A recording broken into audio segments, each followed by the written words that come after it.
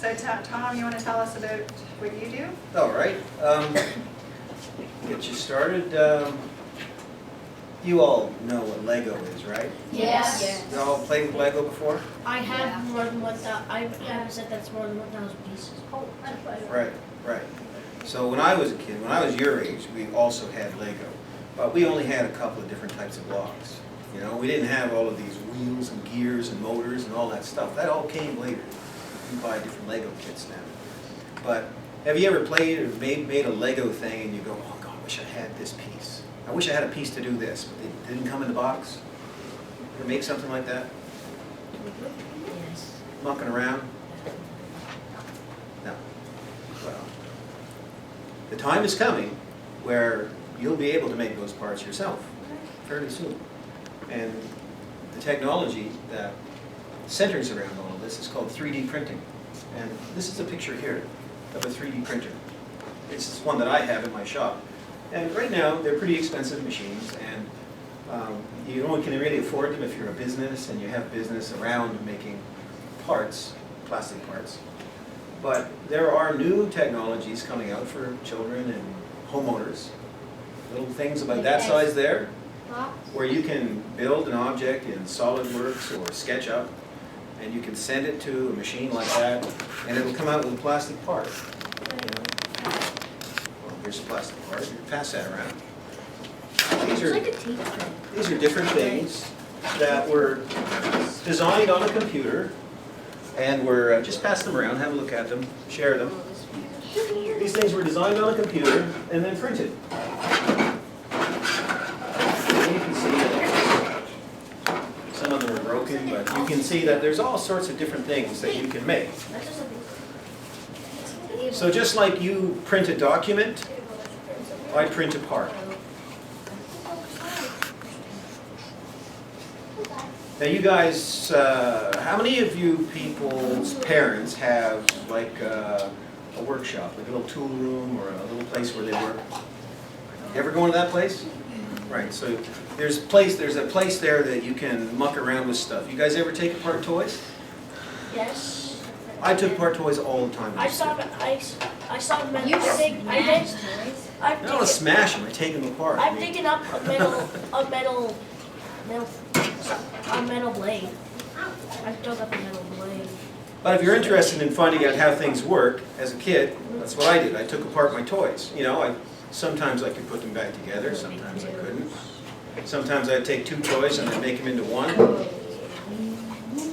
But 3D printing is something that is coming in your generation, and it'll be as common as printing something on a piece of paper. I mean, that's what's coming. But the real skill isn't so much in printing something. Pay attention. The real skill is in being able to dream something up, guys, dreaming something up and putting it in 3 dimensions on a computer, right? Because that's really where you need to start. You can't print anything. It's like you can't print a letter until you write the words, right? Well, it's the same idea. You learn how to write the words before you print it. But with 3D printing, you learn how to build a shape in 3 dimensions before you print it. And what Maureen is going to be showing you over the next few weeks is using softwares like SolidWorks and SketchUp so that you can actually build 3-dimensional objects. Now, I had some experience with this class last year, and what I would say from last year's experience is that when you think about sitting down and coming up with an idea or a shape or a toy or an object or something, is you really have to kind of decide what space it's going to take. And what I mean by that is basically how big is it going to be, right? On a computer, you can make something that is scaled a mile wide, 10 miles wide, it doesn't matter. You can scale it that large. But that's not very practical because you'll never be able to make that a mile wide. So if you're going to make something like a model car, you say, okay, well I want my model car to be about that long, right? So when you set up your drawing, you say, okay, I want this to be 6 inches, right? So that basically scales your object. So, yeah. What if you want it to be the actual size of a car? like it actually works. Then you scale it the actual So it's size like, of the and it car. actually, and it goes, yeah, and like you wanted like an actual moving engine in it, and like so you can drive around it. Then you have to build those parts the right size. All I'm saying is that that's the first step, deciding how big you want to make something. Is this I real? mean, like- Is it a model? But how would it be printed off, Bobby, if it was that big?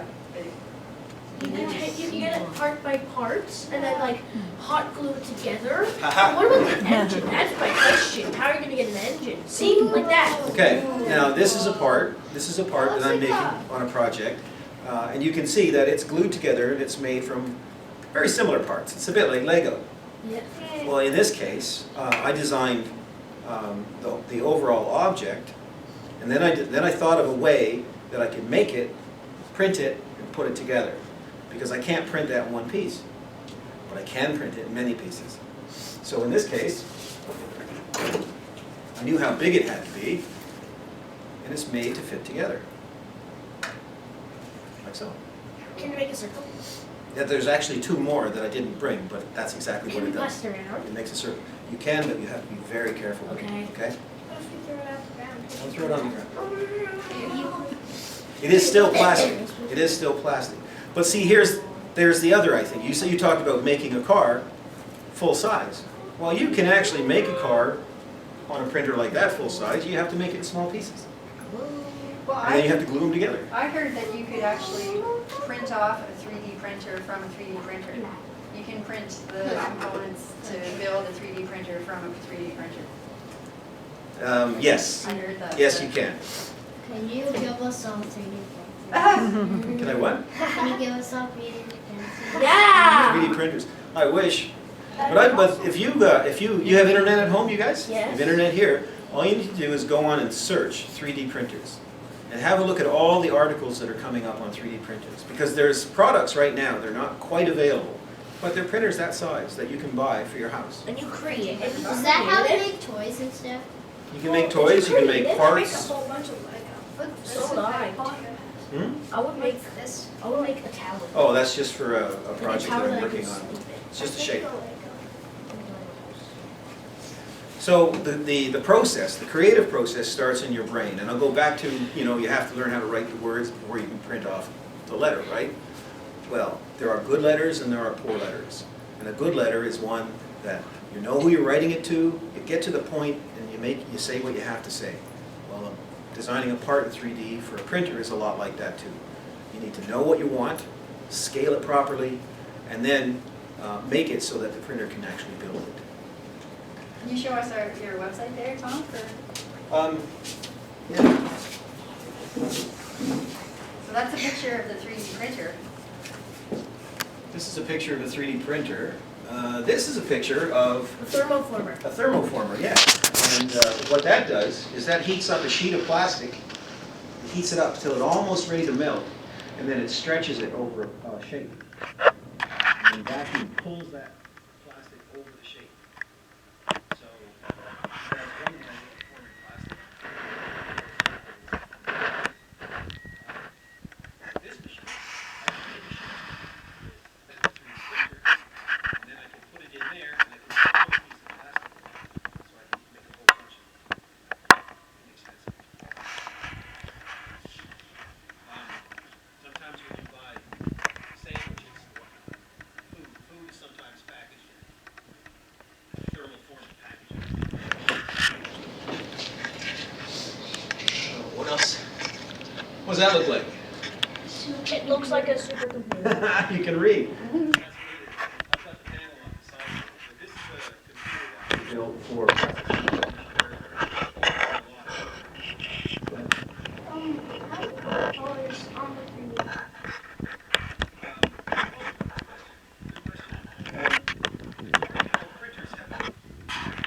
Ink, and you put different colors of ink in if you want a different color.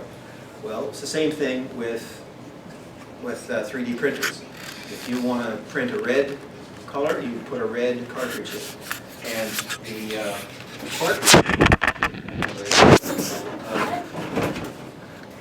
the cartridge is basically a spool of plastic. Like, the plastic that you get for the weed whackers? Yes. You know how it looks? It's almost just like that. but it's in a big plastic cartridge. So if you load in a red cartridge, it'll print off red plastic. I can't print off more than one color at a time.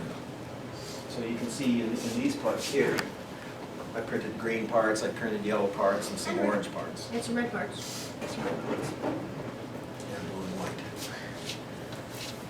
But sometimes when you're working on complex parts, the computers that you're using would take so long to process the information, to render a part, that you want to speed that process up.